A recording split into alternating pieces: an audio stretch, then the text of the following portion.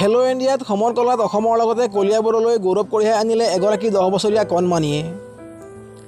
খেলৰ বাবে নিজৰ দেহৰ ওজন বৃদ্ধি নহ'বলৈ এমাহলৈকে দিনটোত মাত্ৰ 12 চামুচ ভাত খাই অসমৰ লগতে কলিয়াবৰলৈ সমৰ কলাত খেলো ইণ্ডিয়াত ব্ৰঞ্জৰ পদক পাই গৌৰৱ কঢ়িয়াই আনিলে জখলাবন্ধা নিবাসী ৰাজীৱ আহমেদ আৰু অনামিকা ভৰালীৰ একমাত্ৰ জীয়ৰী অংশীপ্ৰিয়ম আহমেদে।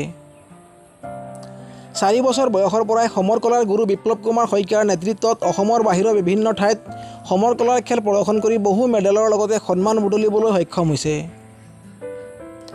শেহতীয়াভাৱে খেলো ইণ্ডিয়াত উচুত কেইবাখন ৰাজ্যৰ মাজৰ পৰা নগাঁও জিলাৰ পৰা প্ৰথমগৰাকী 10 বছৰীয়া কণমানি অংশীপ্ৰিয়ম আহমেদে ব্ৰঞ্জৰ মেডেল পাবলৈ সক্ষম হয়।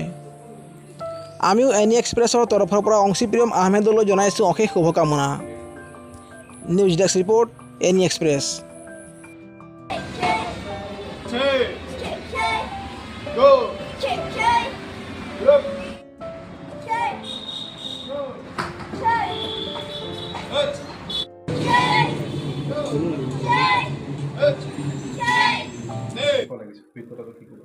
মোৰ বহুত ভাল লাগিছে। মই খেলো ইণ্ডিয়া ইষ্টজন ৱমেন্স লীগ উচু খেলিব পালোঁ, চান্স পালোঁ, ষ্টেটত গৈছিলোঁ, তাতে চান্স পালোঁ।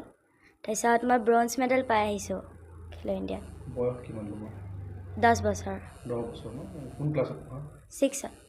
তুমি আগতেও কিহৰ লগত জড়িত? তেনেকুৱা ধৰণৰ কি খেল খেলিছিলা? কাৰাটে খেলিছিলোঁ মই আগতে। ক'ত ক'ত গৈছিলা কাৰাটে খেলিবৰ কাৰণে? মই ৱেষ্ট বেংগল গৈছোঁ, কলকাতা গৈছোঁ, মুম্বাই গৈছোঁ। আৰু অসমৰ হৈ পেলাই খেলিছিলা তুমি? হয়। আৰু এতিয়া তুমি আগলৈ কি খেল খেলিবা বা কেনেকুৱা ধৰণৰ খেল খেলিবা? মই উচুৱে খেলিম আগলৈ গৈ পেলাই। হয়। তোমাৰ প্ৰশিক্ষকৰ নাম কি? কাৰ ওচৰত শিকা মানে? মই মোৰ গুৰু বিপ্লৱ কুমাৰ শইকীয়া ছাৰৰ ওচৰত শিকোঁ। অনুভৱ কেনেকুৱা, কি ক'ব তেওঁৰ বিষয়ে? হয়, মোৰ বহুত ভাল লাগিছে। অংশীপ্ৰিয়ম তাই যিটো আমাৰ ইষ্ট জোন খেলো ইণ্ডিয়া হৈছিলে, তাই প্ৰথম নগাঁও ডিষ্ট্ৰিক্টৰ পৰা খেলো ইণ্ডিয়াত ইষ্ট জোনেল খেলো ইণ্ডিয়াত খেলিবলৈ সুবিধা পাইছে সমৰ কলাত। তাই উচু এবাৰ যিটো অমেন লীগ হৈছিলে, তাই তাত আপোনাৰ ব্ৰঞ্জ মেডেল পাবলৈ সক্ষম হৈছে। আৰু বহুত ভাল লাগিছে, অংশীয়ে ভাল পাৰফৰ্মেঞ্চ কৰিছে। তাই বহুত কষ্টও কৰিছে। তাই একমাহ ধৰি পেলাই তাই নিজৰ ৱেইট মেইনটেইন কৰিবৰ কাৰণে তাই 12 চামুচ ভাত খাই পেলাই তাই হেৰি কৰিছিলে। খেলৰ আগত তাই ভাত চাত বাদ দি দিছে, তাই জুচ চুচ খাই থাকে যাতে ৱেইট বাঢ়িলে আকৌ তাই বেলেগ কেটেগৰীত পৰিব বুলি বহুত কষ্ট কৰিছে। আৰু বহুত ভাল লাগিছে, তাই তাত ভাল পাৰফৰ্মেঞ্চ কৰিছে। আৰু তাই এতিয়া নেশ্যনেল খেলিব যাব। আশা কৰোঁ তাই নেশ্যনেলত গ'ল্ড লৈ আহি আমাৰ কলিয়াবৰ, নগাঁৱৰ লগতে অসমলৈ গৌৰৱ কঢ়িয়াই আনিব বুলি। হয়, খেলখন আমাৰ শ্বিলঙৰ নেগ্ৰিমছ মেডিকেলৰ যিটো ইনডোৰ ষ্টেডিয়াম আছিলে তাত হৈছিলে।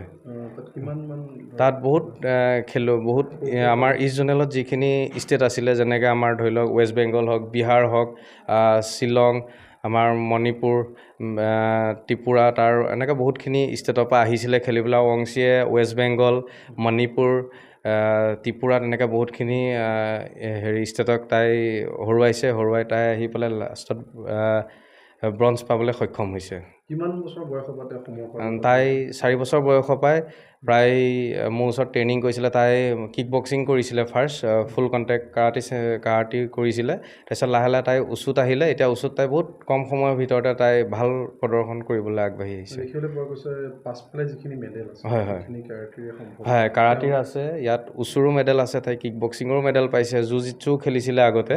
হয়, তেওঁ নগাঁৱৰ বাহিৰত ক'ত খেলিব? তাই নগাঁৱৰ বাহিৰত মুম্বাই, আপোনাৰ ৱেষ্ট বেংগল, এনেকৈ বহুতখিনি অসমৰ বাহিৰৰ ষ্টেটত তাই খেলিবলৈ সুবিধা পাইছে।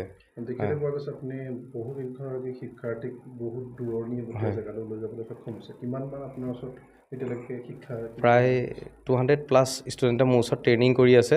আৰু বহুতখিনি শিশু মই নেশ্যনেল ইণ্টাৰনেশ্যনেললৈকে উলিয়াই লৈ যাবলৈ মাৰ্চেল আৰ্টত আগবাঢ়ি আহিছোঁ। মই 4 বছৰ বয়সৰ পৰাই ট্ৰেইনিং কৰাওঁ। হয়।